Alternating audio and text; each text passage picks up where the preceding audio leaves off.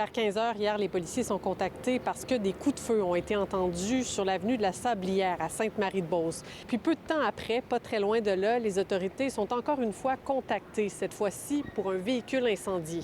L'enquête tend à démontrer qu'il pourrait y avoir un lien entre les deux événements. Par contre, on n'exclut aucune hypothèse. Il y a personne qui a été blessé lors de l'événement. Par contre, il y a tout de même une scène qui a été érigée. Les techniciens en scène d'identité judiciaire se sont présentés sur les lieux hier pour étudier la scène. Pour l'instant, l'enquête de la Sûreté du Québec ne permet pas de confirmer que ces événements sont liés au crime organisé. Il est encore tôt pour se prononcer à ce sujet.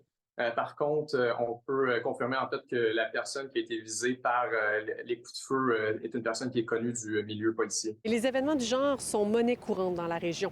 On n'y compte plus le nombre de coups de feu entendus, d'incendies criminels et les agressions armées qui sont survenues dans la dernière année. Puis, la prise d'otages violente à Saint-Malachie force la SQ à intervenir. Le 29 février, ils annoncent qu'ils ont arrêté 32 personnes lors de l'opération Scandaleux.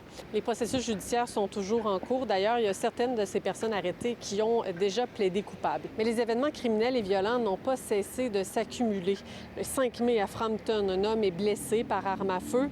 Le 4 juin, à Lévis, un édifice à logement est criblé de balles. Le 19 juin, à Saint-Lambert-de-Lauzon, 2 personnes sont blessées lors d'une agression armée.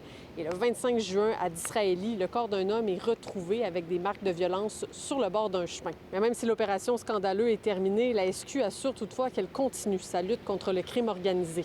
Et ces tensions dans le crime organisé entre la Blood Family Mafia et les Hells Angels se fait sentir jusqu'en prison.